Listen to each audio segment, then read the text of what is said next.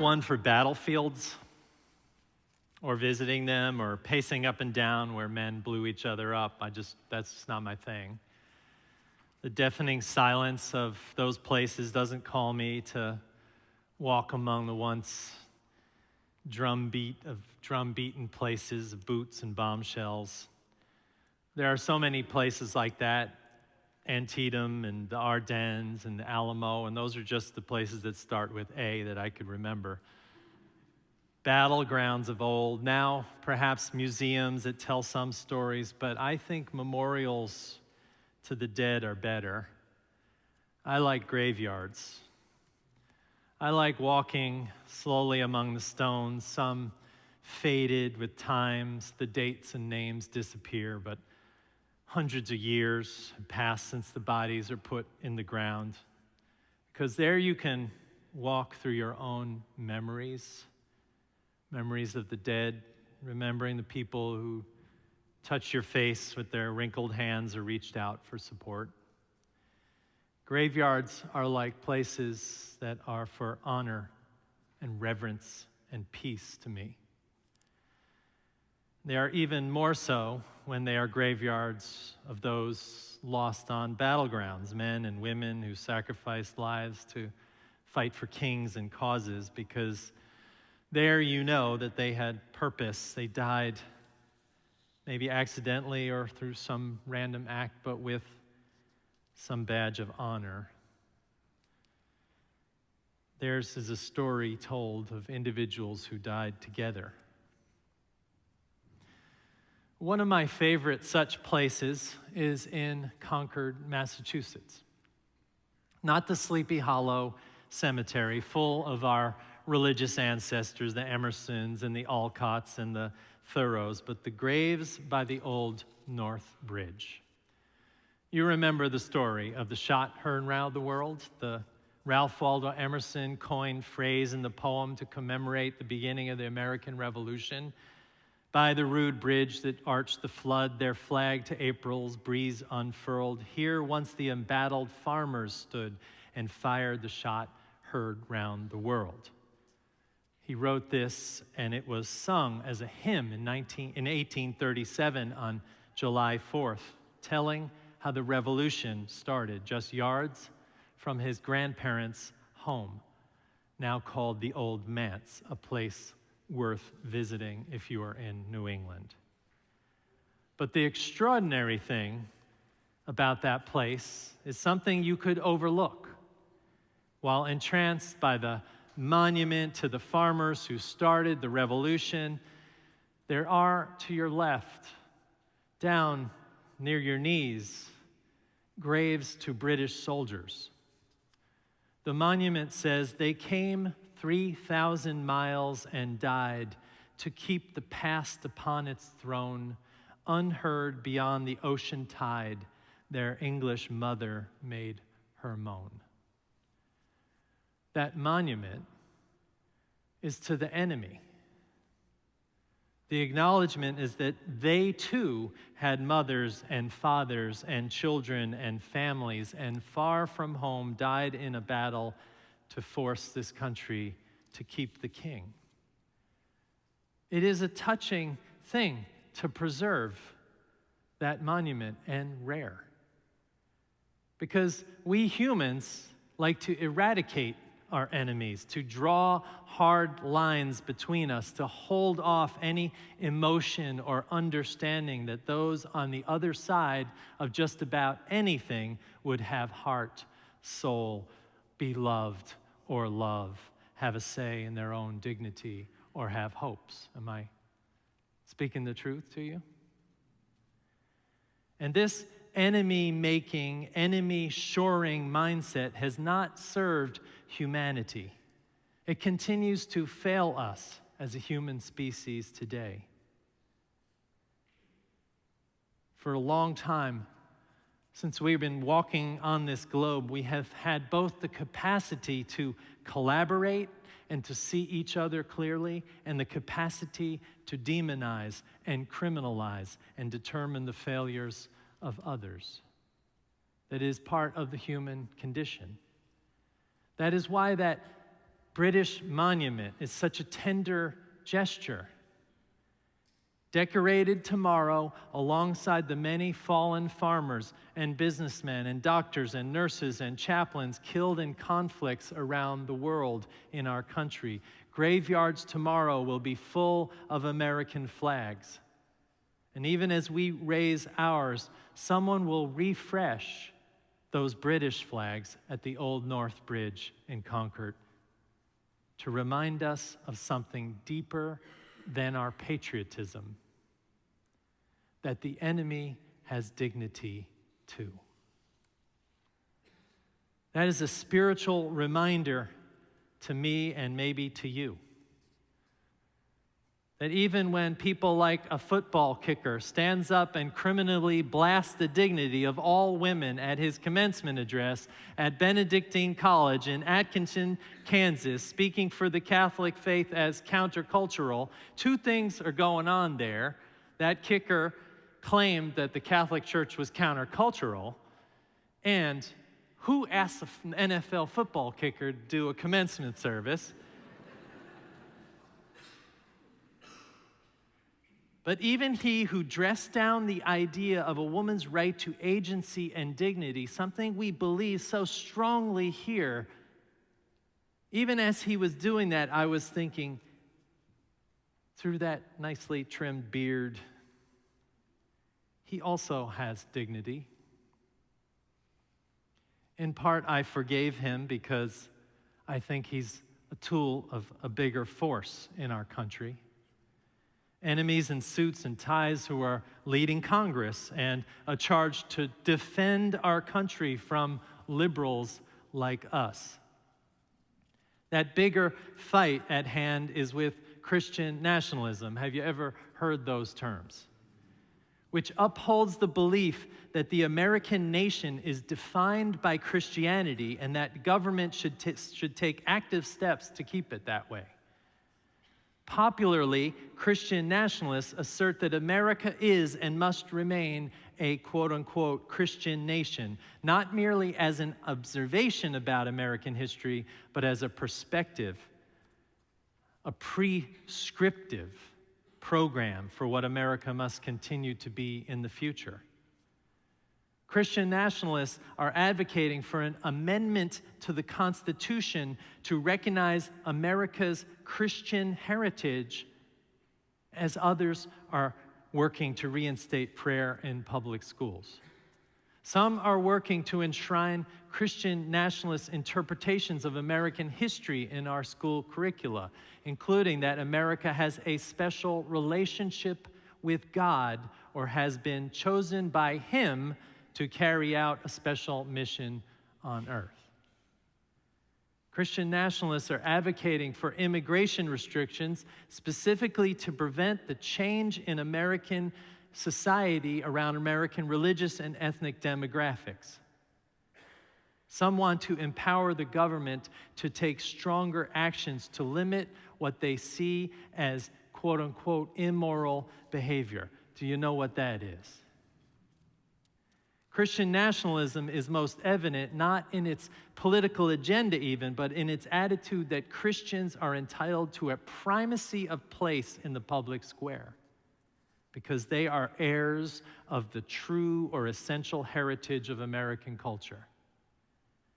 That Christians have a presumptive right to define the meaning of the American experiment because they see themselves as America's architects, first citizens, and guardians. This is an oppressive system that they are trying to compose in our country. It is rising in popularity, and the kicker from the Kansas City Chiefs is only the tip of the iceberg. The problem here is that it creates an idea of a class system in which we, progressives and liberals, are second class at best.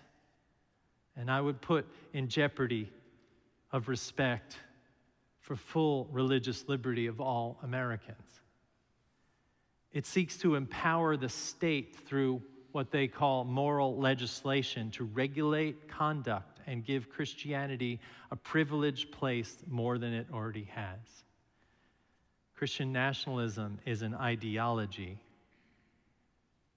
that is held also overwhelmingly by white Americans, and thus it tends to have a racial and ethnic bias. Neither is this the kind of sentiment which put those British graves at the North Bridge, nor is it very American. And I know I am using this Memorial Day weekend to point in two directions, but more and more I am confronted by Christian nationalism as a threat to patriotism and to our very existence, for which no markers will be laid in honor after the pitched battles that destroy us, he said rather dramatically. When I heard that commencement speech, if you don't know what I'm talking about, just Google Kansas City kicker commencement speech and read down as far as you can keep going, because it's hard. It's hard. When I heard that speech, what I heard was the demonization of our faith. That we are somehow demons perpetuating a demonic practice in the form of being pro-choice and pro-women in the work that we do. And I'm not talking about this abstractly. One anti-abortion news article called us and me demonic. Terms used by Christian nationalists to demonize. And the reason this is relevant is because these real enemies challenge me and us to ponder a core spiritual commitment that we have in this church, which is to see our common humanity. The challenge lately is to remain loyal to our faithful response to enemies, which has been and is to see the dignity in all people and to resist the headlong tumble of demonization of them, even while being made an enemy ourselves.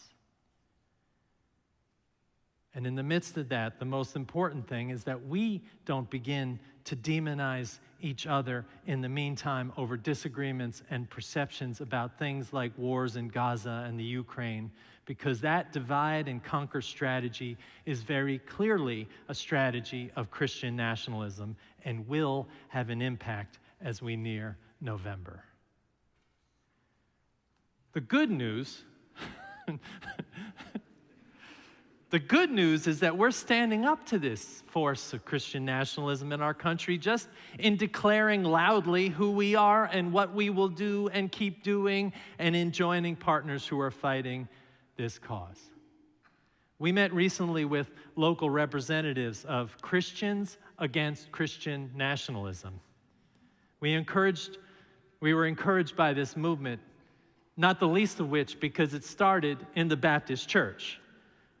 And it claims this, and here's what it's claiming. It claims that people of all faith and none have the right and responsibility to engage constructively in the public square, that patriotism does not require us to minimize our religious convictions, that one's religious affiliation or lack thereof should be irrelevant to one's standing in civic community, that government should not prefer one religion over another or religion over non-religion, that religious instruction is best left to our houses of worship, that America's historic commitment to religious pluralism enables faith communities to live in civic harmony with one another without sacrificing our theological convictions, that conflating religious authority with political authority is idolatrous and often leads to oppression of minority and other marginalized groups, as well as the spiritual impoverishment of religion itself. And finally, whether we worship at church, mosque, synagogue, or temple, America has no second-class faiths. All are equal under the U.S. Constitution, to which the people said, amen. And that's the Baptists talking.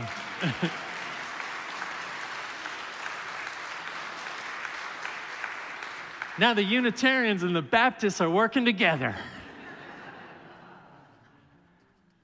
The real challenges here that we face are not just as institutions, though. They're also as people and individuals.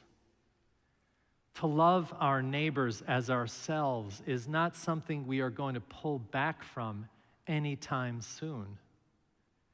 And at the same time, we will not allow ourselves to become enemies or give in to those who want to demonize us. You see what I'm trying to ask you to do? This takes a great effort spiritually. It takes an effort individually to hold that ground, to love your neighbor, but not to be pulled into a bipolar situation as an enemy or to make another an enemy. Welcome to the inside of my brain every time we get close to these patriotic days. Because I know some of you on Monday will adorn graves of soldiers who died, maybe members of your family, with a flag, and that is good. You might go for a walk in a graveyard and just ponder your life and theirs, what mission they died for, what freedom they fought for, what kind of patriotism we need. And if you're going to do that, just remember those British soldiers' graves that are reminders to us about a core element of our faith. I think mostly because Concord is full of Unitarians. I have no doubt one of ours put that gravestone there as a challenge to the rest, to see dignity in all, to see neighbor as someone to love, even those who want to destroy our land or the fabric of our bonds or challenge us to live up to our ideals. The real work here is to hold all this together in what is true. And to remember what the UU minister A. Powell Davies said in our reading, loyalty is never an attachment to something external so much as it is an allegiance to something inside yourself. And to remember the rabbi in today's poem who implores her people to hold Gaza and Israel and all its people in the heart of God when she says, soften this hold on our exclusive right to pain, to compassion, to justice. May your children, she says, speaking to God, all of us unique in your image, come to know the quiet truths of shared pain, shared hope, shared land, shared humanity, shared risk, shared courage, shared peace. And she finishes her poem in Arabic, saying, Insha'Allah, in the name of God, and in Hebrew, Ken Yehi Ratzon, may it be your will, and may it be ours. A good Memorial Day weekend to you, friends. Enough to ponder your spiritual lives in a world that wants to pull us in so many directions. Amen and amen.